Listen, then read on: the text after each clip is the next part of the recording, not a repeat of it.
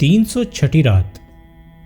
شہرزاد نے کہا، جب ہند کی دوست ماریا نے کہا کہ فلاں جوان کو ایک نظر دیکھ، تو نے اس سے زیادہ حسین و جمیل کبھی نہ دیکھا ہوگا، اور جب ہند نے کہا کہ اگر میں اس کو قریب سے دیکھوں تو کہیں وہ مجھے پہچان نہ لے، تو شہرزاد نے اپنی کہانی جاری رکھتے ہوئے بادشاہ شہریار کو بتایا کہ جب ہند نے ماریا سے کہا کہ اگر میں اس کو قریب سے دیکھوں تو کہیں وہ مجھے پہچان نہ لے، تو وہ بولی کہ وہ تجھے کیسے پہچان لے گا، اس نے تو کبھی تجھے دیکھا ہی نہیں۔ اب ہند ڈرتے ڈرتے اس کے پاس گئی اور اس نے دیکھا کہ وہ اپنے ساتھیوں سے ہنسی مذاق میں مشغول ہے، اور وہ اپنے ساتھیوں اور دوستوں سے حسن، شیریں کلامی، فصاحت اور لباس کی خوبی میں سب سے بڑھ چڑھ کر ہے۔ اسے دیکھتے ہی ہند اس پر لٹو ہو گئی اور اس کی محبت اور اس کا عشق اس کے دل میں گھر کر گیا، اور اس کے چہرے کی رنگت بھی بدل گئی۔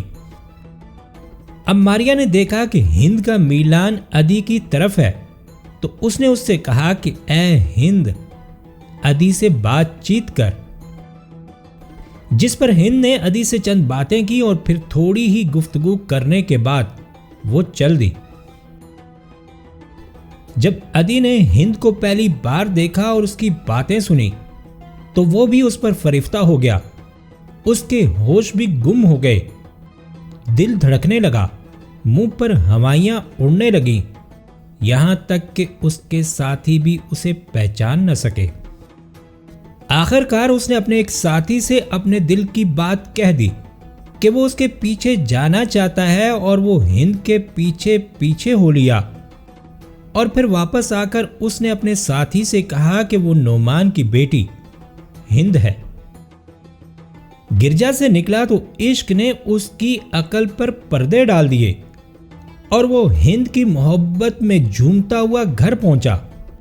گھر پہنچ کر اس نے بڑے رنج و غم میں رات گزاری، لمحہ بھر کو بھی آنکھ نہ جھپکی، اور رات بھر جاگتا رہا۔ صبح ہوئی تو ماریا اس کے پاس آئی۔ ادی نے اس کی بڑی آؤ بھگت کی، اس سے پہلے وہ اس کی طرف بالکل توجہ نہ کرتا تھا۔ اب اس نے ماریا سے پوچھا کہ تیرا آنا کس طرح ہوا؟ ماریا نے جواب دیا، مجھے تجھ سے ایک کام ہے۔ ادی بولا، بیان کر، خدا کی قسم، جو کچھ تو مجھ سے مانگے گی میں تجھے دوں گا۔ ماریا نے کہا، مجھے تجھ سے عشق ہے، لیکن میں جانتی ہوں کہ تجھے نعمان کی بیٹی ہند سے اور اسے تجھ سے عشق ہے، اور میں چاہتی ہوں کہ تم دونوں کا ملاپ ہو جائے، جس سے مجھے بڑی خوشی ہوگی، اور میں تم دونوں کو ملانے کی ہر ممکن کوشش کروں گی، چاہے اس میں میری جان ہی کیوں نہ چلی جائے۔ ادی نے جب ماریا کی باتیں سنی تو وہ حیران ہو گیا اور بہت خوش ہوا، اور اس سے کہا کہ وہ اسے بیش بہا انعام دے گا، لیکن ماریا نے کہا کہ یہ میں اپنی خوشی سے کروں گی، اور اس کے بدلے میں تجھ سے کچھ نہیں چاہتی۔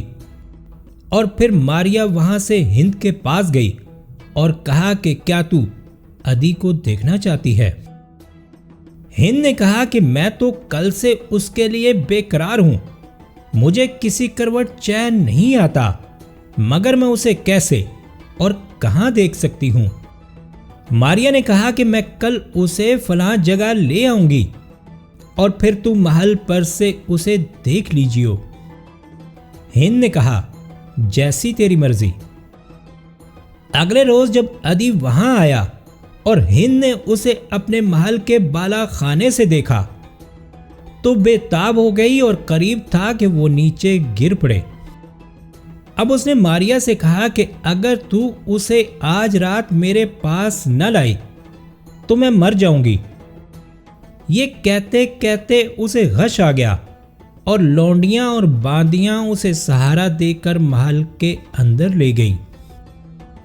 ہند سے فراغت پا کر ماریا ہند کے باپ نعمان کے پاس گئی اور اس نے اس سے تمام ماجرا بے کم و کاست بیان کر دیا اور کہا تیری بیٹی ادی کی محبت میں گرفتار ہے، اگر تو نے اس کی شادی ادی سے نہ کی تو بدنامی کا ڈر ہے، اور ہاں وہ اس کی محبت میں جان دے دے گی اور عربوں میں تیری ناک کٹ جائے گی۔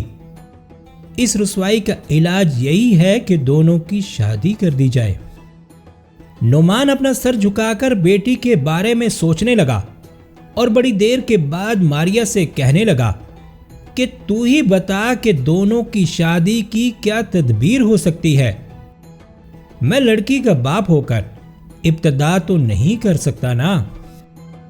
ماریا بولی ادی کا عشق اس سے بھی بڑھ کر ہے، وہ اسے بے حد چاہتا ہے۔ دیکھ میں کوئی ایسی تدبیر نکالتی ہوں جس سے وہ یہ نہ سمجھے کہ تو اس کے حال سے آگاہ ہے، اور اے بادشاہ جس سے تیری بدنامی بھی نہ ہو۔ یہ کہہ کر وہ ادی کے پاس گئی اور اس سے کہا کہ اے ادی، بادشاہ نعمان کی دعوت کر، اور جب وہ شراب پی کر مست ہو جائے تو اس کے آگے شادی کی تجویز پیش کر، اور پھر اس وقت وہ تیری تجویز رد نہ کرے گا۔ ادی نے کہا مجھے ڈر ہے کہ وہ میری دعوت قبول نہ کرے اور مجھ سے ناراض ہو جائے اور ہمارے درمیان دشمنی پڑ جائے۔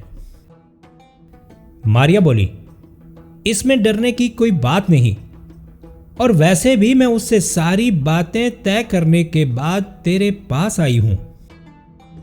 اب وہ پھر نعمان کے پاس گئی اور اس سے جا کر کہا کہ تو ادی سے کہہ کہ وہ اپنے مکان میں تیری دعوت کرے۔